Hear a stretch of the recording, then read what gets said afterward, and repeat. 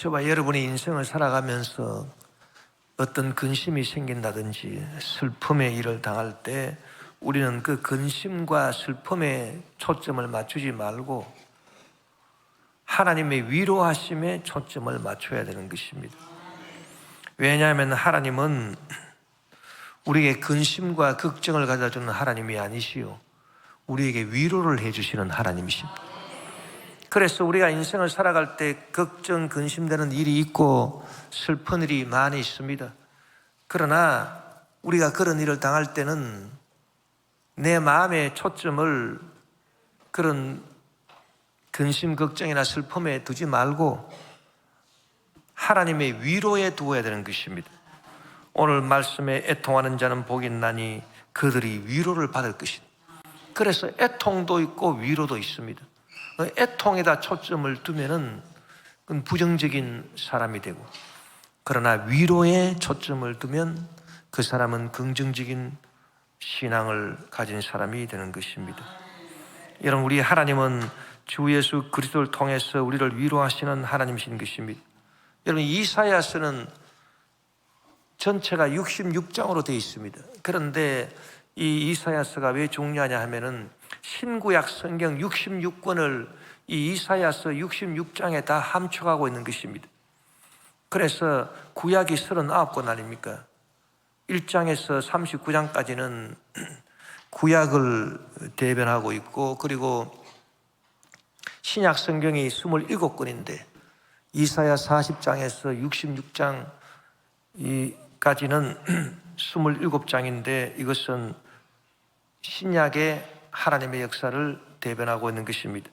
그래서 구약에서는 하나님이 저와 여러분의 죄를 정죄하시고 심판하시고, 그래서 고난과 슬픔을 우리에게 가져주시는 그런 심판하시는 하나님이시지만은, 그러나 이제 예수 그리스도로 말미암아 신약 시대가 활짝 열렸습니다. 보라, 지금은 구원의 날이요 은혜 받을 때가 된 것입니다. 그래서 심판하신 하나님이 위로하시는 하나님으로 바뀐 것입니다. 이사야 40장 1절 2절에 너희의 하나님이 이르시되 너희는 위로하라, 내 백성을 위로하라. 너희는 예루살렘의 마음에 닿도록 말하며 그것에게 외치라. 그 노역의 때가 끝났고 그 죄악이 사함을 받았느니라. 그의 모든 죄로 말미암아 야훼의 손에서 벌을 배나 받았느니라 할지니라 하시니라. 그래서 이사야 40장 신약 시대가 딱 들어가자마자 대번 1절 2절에 너희 하나님이 이르시되 너희는 위로하라, 내 백성을 위로하라, 그렇게 말씀했습니다. 여러분, 사람이 주는 위로는 우리가 당하는 슬픔이나 고난보다 절대 클 수가 없습니다. 슬픔과 고난의 일부분만 지울 수 있을 뿐인 것입니다. 그러나 하나님이 주시는 위로는 우리가 당하는 슬픔이나 고난보다도 훨씬 큰 풍성한 위로인 것입니다. 그렇기 때문에 내 영혼이 위로받고 내 육신이 위로받고 내 생활이 위로받을 뿐 아니라 이 위로가 차고 넘쳐요. 그래서 옆에 있는 사람한테 나와 똑같이 고난과 슬픔을 당한 사람 영혼을 위로하고 그 육신을 위로하고 그 생활을 위로할 수 있는 그런 바다처럼 넘치는 위로인 것입니다. 고린도후서 1장 4절에 보니 우리의 모든 환난 중에서 우리를 위로하사 우리로 하여금 하나님께 받는 위로로서 모든 환난 중에 있는 자들을 능히 위로하게 하시는 이시라고 그렇게 말했습니다. 그러니까 하나님의 위로를 받으면은 내 영혼, 내 육신, 내 생활을 넘어서서 이웃의 온 세계 다른 사람들 영혼도 위로해 줄 수 있고 육신도 위로할 수 있고 생활도 위로할 수 있는 그런 위로라. 그래서 우리로 하여금 하나님께 받는 위로로서 모든 환난 중에 있는 자들을 능히 위로하게 하시는 분이 하나님이시라, 그렇게 말씀하시는 것입니다. 여러분, 복음 전파 역사는 위로의 전파 역사인 것입니다. 그래서 우리가 복음을 전하게 되면 위로를 받지 않습니까? 그러면 그 위로가 성령으로 말미암아 차고 넘치기 때문에 우리가 가는 곳곳마다 복음을 전해서 듣는 사람도 다 위로받을 수 있도록, 그것이 복음 전파 아니겠습니까? 내가 인생을 살아가면서 주님의 위로를 받는 것이 주님의 위로 없이 내 스스로 강해지고 스스로 부유해지고 스스로 지혜롭고 스스로 행복해지는 것보다 훨씬 더 축복입니다. 내가 인생을 살아가면서 슬픔도 모르고 고난도 모르고 따라서 주님의 위로도 모른 채 그렇게 살아가는 것보다 슬픔도 알고 고난도 때때로 겪지만은 그러나 하나님의 위로를 받는 것, 그것이 훨씬 더 큰 축복인 것입니다. 여러분, 우리가 욥기서를 읽으면 욥기서 주제가 뭐냐? 인생의 고난이다, 그렇게 많은 사람들이 생각합니다. 그러나 여러분, 인생의 고난과 슬픔이 욥기서의 주제가 될 수 없습니다. 하나님이 주시는 위로인 것입니다. 왜냐하면 욥기서 끝장을 읽어보면 욥이 극심한 고난을 당하고 슬픔을 당했습니다. 10자녀가 한꺼번에 죽고 자기 재산은 다 강도가 다 뺏어갔습니다. 자기 몸에는 악창이 생기고 자기 아내는 자기에게 악담을 하고 떠나가 버리고 말았었습니다. 그 고난과 환난과 슬픔 가운데서 여러분, 욥은 하나님에 대한 믿음을 굳게 지켰더니 하나님께서 욥의 말년에 복을 주셨는데 소유를 갑절로 주시고 또 사랑하는 10자녀를 또 허락해 주신 것입니다. 그 가운데 세 딸은 전국에서 제일 아름다운 미녀들이라고 성경에 그 이름까지 다 기록하고 있는 것입니다. 여러분, 욥기의 주제가 뭐냐? 애통이 아닙니다. 위로인 것입니다. 하나님이 우리에게 주신 위로, 이것이 욥기의 주제다, 그 말인 것입니다. 여러분, 주님의 위로하심의 출처가 무엇입니까? 그것은 주님의 끝없는 자비인 것입니다. 여러분, 우리가 주님을 찬양할 때 주님의 사랑을 찬양하고 주님의 역사하심을 찬양하지만은 주님의 사랑보다도 더 근본적인 것은 주님의 자비로우신 것입니다. 어미가 그 자식을 잊을지라도 나는 너희를 잊지 아니할 것이다. 이것이 바로 하나님의 자비인 것입니다. 그래서 하나님의 자비가 무한합니다. 그 무한한 하나님의 자비로부터 하나님의 사랑도 나오고 하나님의 위로하심도 나오는 것입니다. 그래서 하나님의 끝없는 자비에서 하나님의 위로하심이 저와 여러분에게 주어지기 때문에 이 위로가 우리 영혼을 채우고 우리 육신을 병고침으로 치료로 채워주시고 또 우리 생활에 저주를 없애버려 주시고 축복으로 채워주시는 것입니다. 그래서 여러분, 우리가 하나님의 자비를 받아야 되는 것입니다. 그래서 여러분, 우리 기독교 역사상 가장 오래된 기도가 뭐냐 하면 헬라어로 키리에 엘레이송, 주여 우리를 불쌍히 여겨 주시옵소서. 왜 불쌍히 여겨달라고 기도했느냐? 그것은 주님의 자비를 우리가 생각하기 때문인 것입니다. 주님의 자비가 끝이 없기 때문에 주여 우리를 불쌍히 여겨 주시옵소서. 불쌍히 여김을 받을 때 주님의 자비가 임하니까 주여 우리를 불쌍히 여겨주셔서 자비를 베풀어 주소서. 그래서 헬라어로 키리에 엘레이송, 중세 때도 여러분 주님을 찬양하는 가사를 보면은 전부 다 주님의 자비를 찬양합니다. 주님의 사랑과 주님의 역사하심을 찬양하기도 하지만은 근본적으로는 주님의 자비를 찬양하는 것입니다. 그래서 미제리콜디아라고 하는 말은 라틴어로 자비로운 마음을 말하는 것입니다.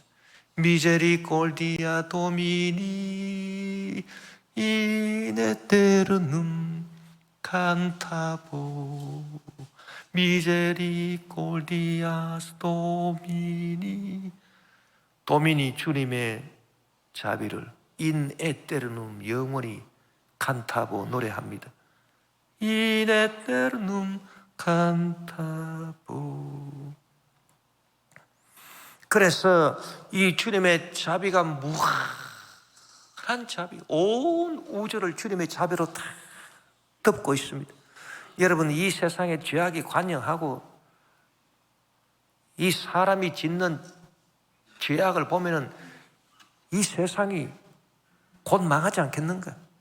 이 세상이 이렇게 죄악이 관영하고서 어떻게 이 세상에 살아남겠는가? 그러나 지금까지 계속 이 세상에 살아남는 것은 주님의 자비 때문에 그런 것입니다.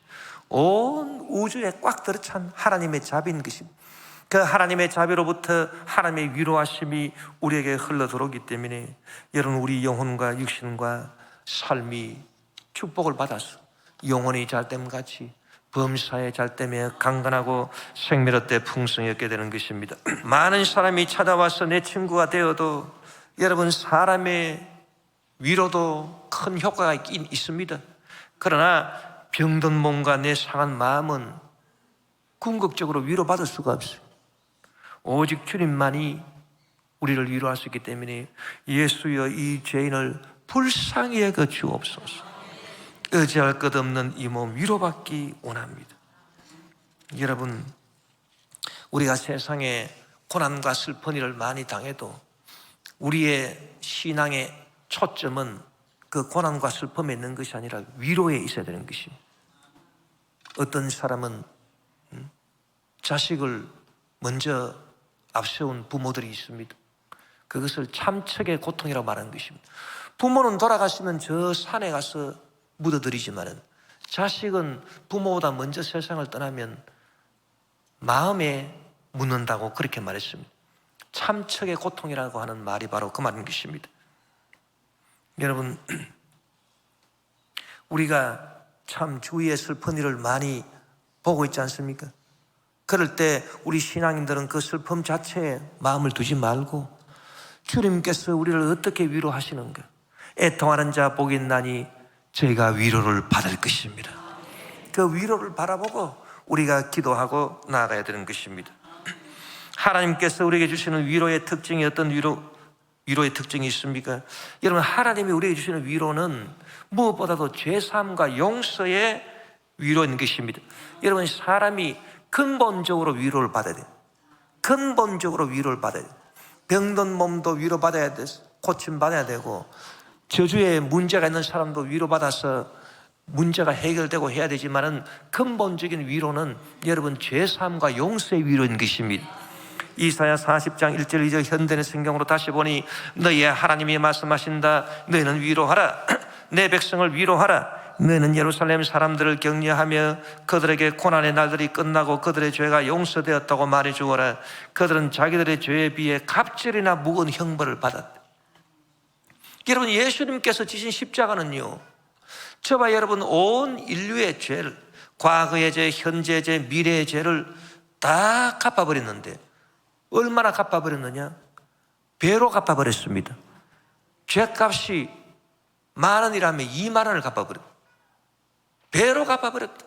그만큼 여러분, 예수님은 저와 여러분의 죄를 갑절로 그 벌을 갚았기 때문에 우리에게 주어지는 것은 예수님으로 말미암아 하나님의 위로라는 것입니다. 하나님의 위로는 이처럼 넉넉한 용서인 것입니다. 이 용서를 받을 뿐 아니라 또 하나님의 위로는 우리의 삶의 구체적이고 실질적인 기적과 축복을 가져주는 것입니다. 하나님의 위로를 받게 되면 우리의 병든 몸이 실질적으로 고침을 받는 것입니다. 하나님의 위로는 말로만 임하는 것이 아닙니다. 사람의 위로, 말로만 임하는 위로도 우리에게 큰 효과를 가져주지만은, 그러나 하나님의 위로는 말로만 그치는 것이 아니라 반드시 구체적으로 실질적으로 우리의 영혼 속에, 육신 속에, 우리의 삶 가운데 나타나는 것입니다. 그래서 말로만 위로하는 것이 아니라 실질적으로 병고침으로 나타나고 기적적인 문제 해결로 하나님의 위로가 주어지는 것입니다. 여러분, 우리는 인생을 살아가면서 하나님께 영광을 돌리는 그런 삶을 살아야 되는데, 우리 죄인들이 어떻게 하나님께 영광을 돌릴 수 있겠습니까? 그것은 우리가 하나님께 위로를 받아야, 그 위로받은 걸 가지고 우리가 하나님께 영광을 돌리는 것입니다. 우리가 성경에 보니까 이사야 61장 3절에 무릇 시온에서 슬퍼하는 자에게 화관을 주어 그 죄를 대신하며 기쁨의 기름으로 그 슬픔을 대신하며 찬송의 옷으로 그 근심을 대신하시고 그들이 의의 나무 곧 야훼께서 심으신 그 영광을 나타낼 자라 일컬음을 받게 하려 하십니다. 그렇기 때문에 우리가 하나님의 영광을 나타낼 성도, 하나님께 영광을 돌리며 살아가는 성도가 되는 이유는 우리 스스로 노력해서 우리가 무슨 그 무엇을 가지고 하나님께 영광을 돌리는 것이 아니라 우리가 하나님께 받는 위로, 그래서 시온에서 슬퍼하는 자에게 화관을 주어 그 죄를 대신하고 또 기쁨의 기름으로 그 슬픔을 대신하고, 왜? 위로받았어. 찬송의 옷으로 그 근심을 대신하고, 왜? 위로를 받았어. 그렇게 해서 우리가 의의 나무가 되어서 하나님께 영광을 돌릴 수 있는 성도가 된다. 그렇게 성경에 말씀하고 있는 것입니다.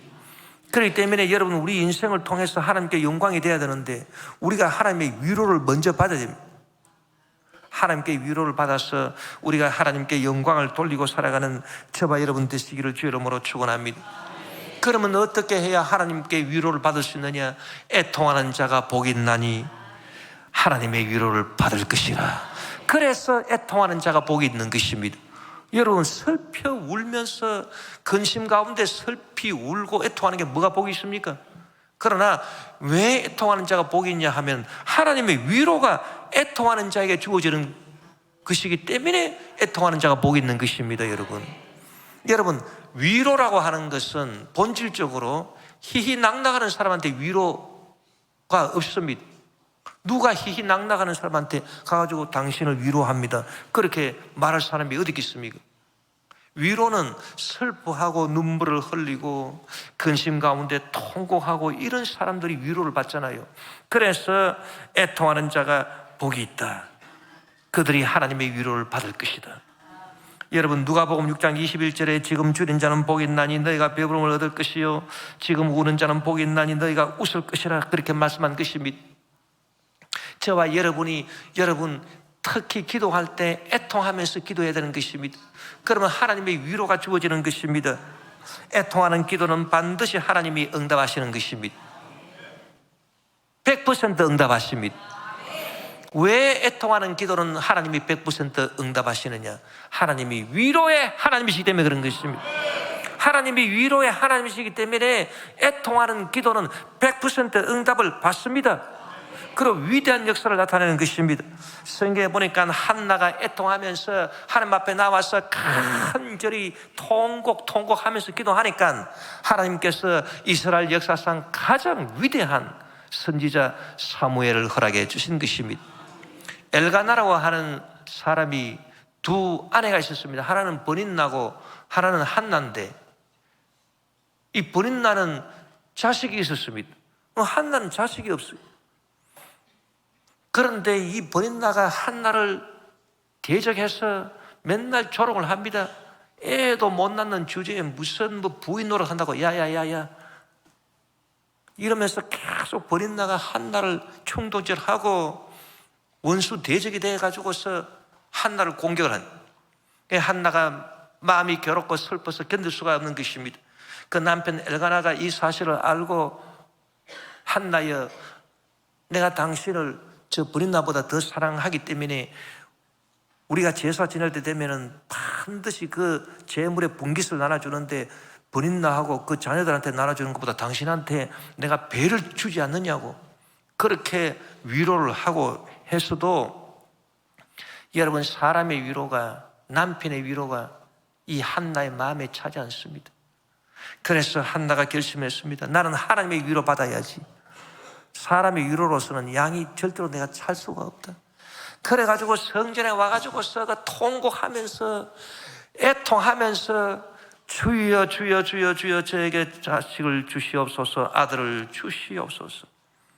사무엘상 1장 9절에서 11절에 보니 그들이 실로에서 먹고 마신 후에 한나가 일어나니 그때 제사장 엘리는 야외의 전 문설주 곁 의자에 앉아 있었더라. 한나가 마음이 괴로워서 야훼께 기도하고 통곡하며 서원하여 이르되 만군의 야훼여, 만일 주의 여종의 고통을 돌보시고 나를 기억하사 주의 여종을 잊지 아니하시고 주의 여종에게 아들을 주시면 내가 그의 평생에 그를 야훼께 드리고 삭도를 그의 머리에 대지 아니하겠나이다.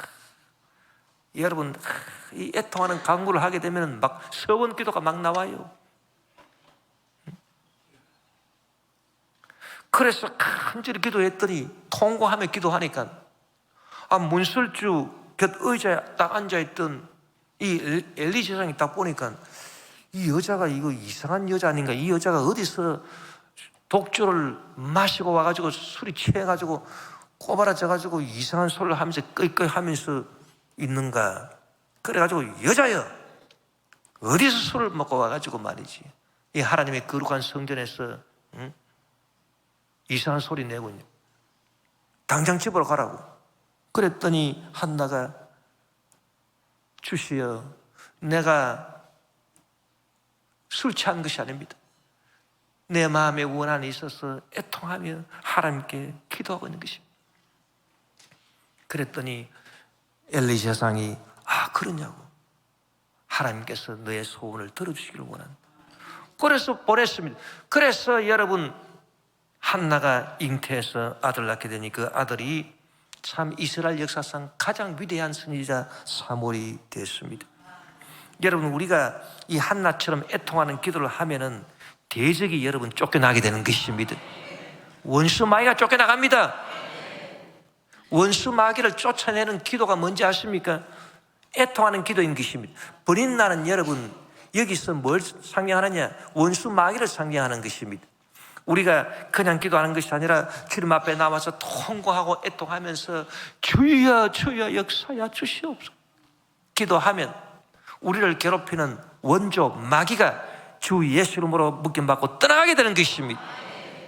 그리고 우리의 대적들, 원수들, 마귀에게 속해서 우리를 괴롭히는 원수들이 얼마나 많습니까? 인생을 살다 보면은 막 우리를 물고 뜯고 찢고 하는 그런 원수들이 있지 않습니까? 이 원수들을 어떻게 물리칠 건데요? 버린 나를 어떻게 물리칩니까? 그것은 여러분 애통하는 기도인 것입니다. 주님 앞에 나와서 애통하고 통과하고 기도하면 원수 대적들이 다 쫓겨나게 되는 것입니다. 그런 놀라운 역사가 나타나게 되는 것입니다. 성경에 보니까 유대왕 히스기야는 애통하는 기도를 했는데 이 사람이 죽을 병에 걸렸습니다마는 하나님께서 그의 생명을 15년이나 연장시켜 주신 것입니다. 열왕기하 20장 1절에서 3절에 보니 그때 히스기야가 병들어 죽게 되매 아모스의 아들 선지자 이사야가 그에게 나와서 그에게 이르되 야훼의 말씀이 너는 집을 정리하라 네가 죽고 살지 못하리라 하셨나이다. 히스기야가 낯을 벽으로 향하고 야훼께 기도하여 이르되 야훼여 구하오니 내가 진실과 전심으로 주 앞에 행하며 주께서 보시기에 선하게 행한 것을 기억하옵소서 하고 히스기야가 심히 통곡하더라. 그래서 히스기야가 간절히 부르짖고 심히 통곡하고 애통하면서 하나님께 기도하니까 하나님이 뜻을 바꿔버린 것입니다. 여러분, 히스기야가 병들어 죽는 것은 하나님의 뜻이었습니다. 그렇기 때문에 선지자 이사야가 히스기야한테 와가지고 왕이여 집을 정리하세요. 이제 당신 죽는 게 하나님의 뜻입니다. 하나님께서 말씀하시기를 당신이 죽고 살지 못하리라 하셨나이다. 누가 그 말씀을 했습니까? 하나님이 그 말씀을 했다는 것입니다.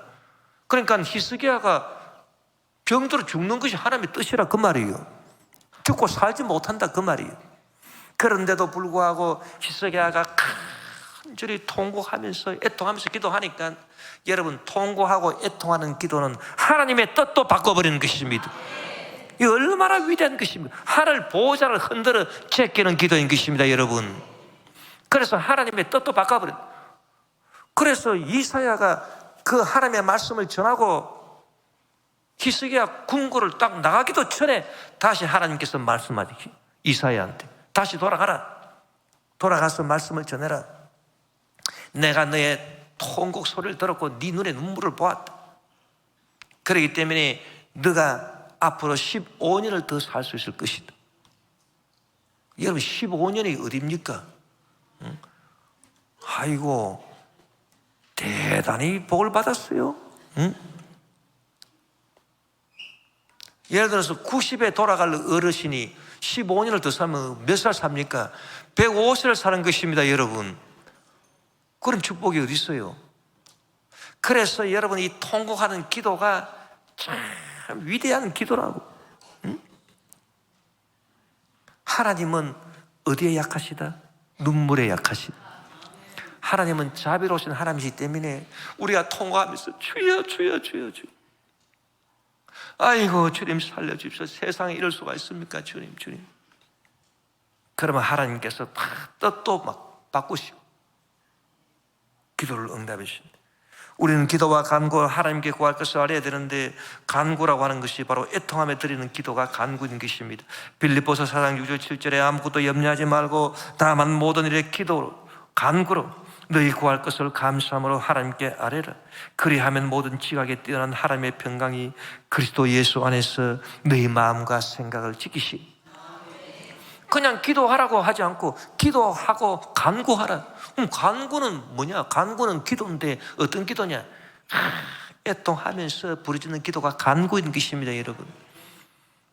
그리하면 모든 지각에 뛰어난 하나님의 평강이 너희 마음과 생각을 그리스도 예수 안에서 지키시고 응답해 주신다고 말씀해 주신 것입니다.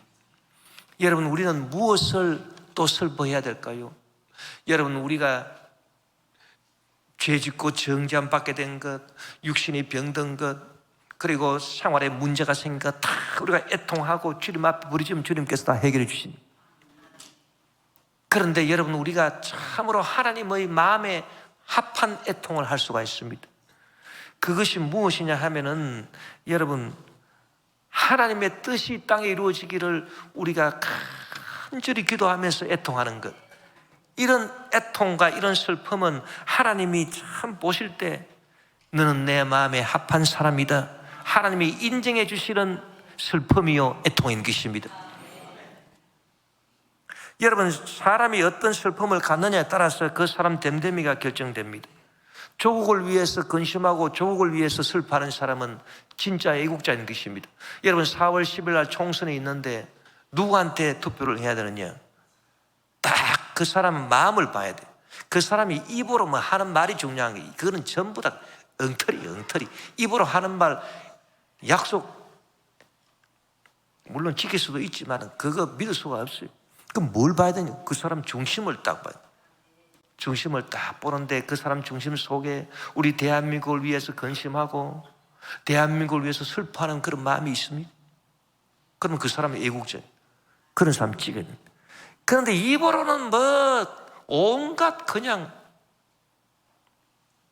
그러나 속 마음을 딱 보니까 완전 자기 구복을 채우는, 자기의 정치적 야욕이나 자기의 탐욕을 이루고자 하는 그것이 포장되어 가지고 입으로 그냥 대한민국이 어쩌고 저쩌고 그런 사람은 여러분 사기꾼인 것입니다.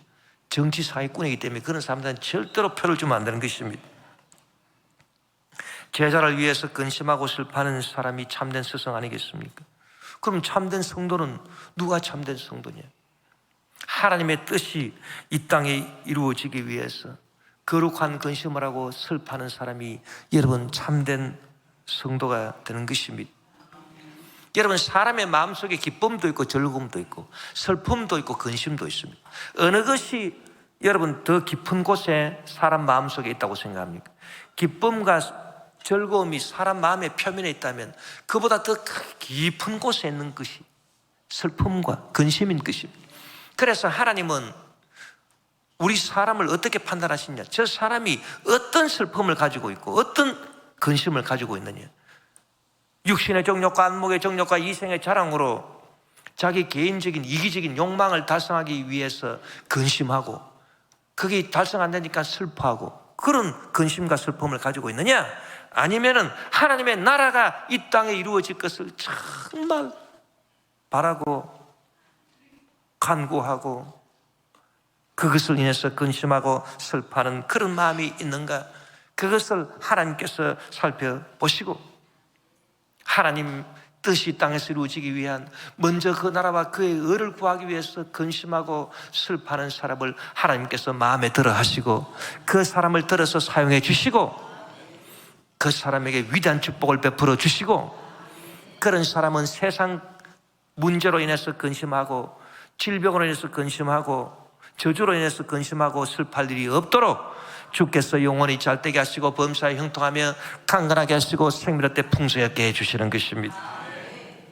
구약성경에 보니까 하가라의 아들 느헤미야라고 하는 사람이 있었는데 이 사람이 페르시아 왕 아닥사스다의 술 따르는 관이었습니다. 여러분, 수산궁에 왕과 함께 있으니 부귀영화 공명을 다 누린 것입니다. 이 사람이 슬퍼할 이유도 없고 근심할 이유도 없습니다. 몸도 건강하지요, 가족들도 잘 되고 있지요, 자기는 왕궁에서 왕의 총애를 받고 있지요. 뭐가 이 사람이 걱정하고 근심하고 슬퍼할 게 뭐가 있겠습니까? 수산궁에 왕과 함께 있으면서 호의호식할 수 있었습니다. 그런데 자기 형제 가운데 한 사람인 하나니하고 몇몇 사람이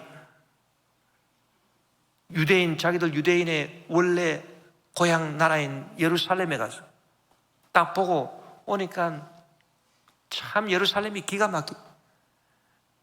포로되지 아니하고 거기에 남아 있었던 사람들, 그런 사람들이 전부 다 삶이 비천하고 빈궁하고, 게다가 예루살렘 성벽이 다 허물어서 내렸는데 누가 같이 고칠 생각도 하나도 안 하고 그대로 방치되어 있고, 성문은 다 불이 타버리고 말았었습니다. 폐허가 되어버리고 말았었습니다. 그 광경을 와서 얘기를 해주니까 느헤미야가 그 얘기를 듣고 하나님의 성읍 예루살렘이 어찌 이렇게 황폐하게 되어버렸는가, 그래서 마음의 근심이 가득하게 되고 막 마음의 슬픔이 가득 찼습니다. 그래서 앉아서 울고, 수일 동안 울고, 며칠 동안 울고, 밥도 안 먹히고, 그래서 하나님 앞에서 금식하고 그렇게 기도하고 있더니 왕이 딱 보고 얼굴이 빼짝 말라가지고 얼굴에 수심이 가득해가지고서 이 술 맡은 가는장이 술을 따라주니까, 자네 아니 도대체 무슨 근심이 있나? 뭐 몸에 뭐 죽을 병이라도 걸렸냐? 안 그러면 뭐 가족들 사이에 무슨 뭐 일이라도 있냐? 도대체 무슨 일인데 그렇게 근심이 있냐고, 그렇게 슬픔이 가득하냐고 물어봤습니다. 그랬더니 느헤미야가 말하기를, 왕이여 만세수를 하시옵소서. 제가 두고 온 제 나라 하나님의 도성 예루살렘이 지금 이런 처지에 있습니다. 거기 남아있는 사람들은 빈궁하기 짝이 없고 예루살렘 성벽은 다 무너지고 성문은 다 불타버렸었습니다. 내가 그것을 생각할 때 나는 마음에 슬퍼하지 아니할 수가 없습니다. 내 마음에 근심이 가득하지 아니할 수가 없습니다. 왕이시여, 저에게 은혜를 베풀어 주셔서 저에게 휴가를 좀 주실 수 있겠습니까? 그러면 제가 가서 그 성벽을 좀 중수할 수 있으면 얼마나 성문을 다시 재건할 수 있으면 얼마나 좋겠습니까? 왕의 허가를 받아서 느헤미야는 가서 그 수리를 다, 성벽을 수리하고 성문을 다시 중수했으니 성경에 기록이 된 위대한 주의 일꾼으로 된 것입니다. 여러분,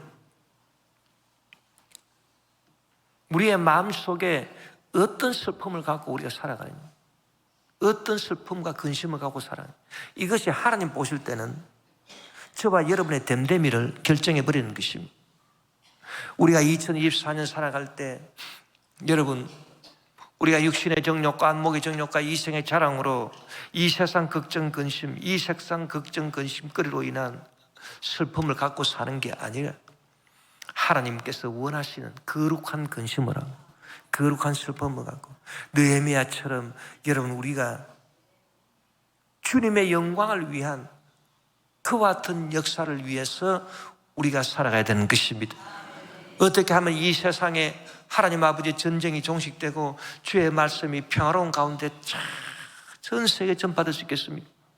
어떻게 하면 우리 순복음 교회들이 아버지 다시 한번 일어나서 큰 부흥과 발전을 이룰 수 있겠습니까?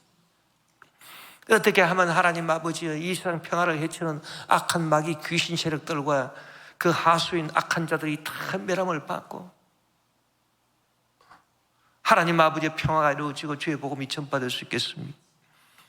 어떻게 하면 교회 안팎에서 역사하는 마귀 귀신 세력들 다 멸함받게 하시고 또 진정한 부흥과 성장의 역사가 일어날 수 있겠습니까? 어떻게 하면 하나님 아버지, 내가 주님의 일을 감당할 수 있겠습니까? 나는 부족하기 짝이 없는데 어떻게 하면 제가 주님께 쓰임을 받을 수 있겠습니까? 여러분, 이러한 근심, 이러한 슬픔, 이것이 바로 느헤미야의 근심이요 느헤미야의 슬픔인 것입니다. 그런 슬픔이 저와 여러분에게 있습니까? 그런 근심이 있습니까? 여러분, 이런 거룩한 근심을 갖고 슬픔을 갖고 우리가 나아간다면 하나님은 반드시 저와 여러분을 사용해 주신, 반드시 저와 여러분을 축복해 주신, 반드시 저와 여러분을 위로해 주신, 그 위로가 차고 넘치는 위로가 되어가지고서 우리 영혼과 우리 육신, 우리 생활을 적시고도 남고 그 다음에 전 세계로 퍼져나가서 주의 복음 전파하게 하는 위대한 역사를 일으키게 될 것입니다. 그런 참으로 축복받는 위대한 성도들이 되시기를 주의 이름으로 축원합니다.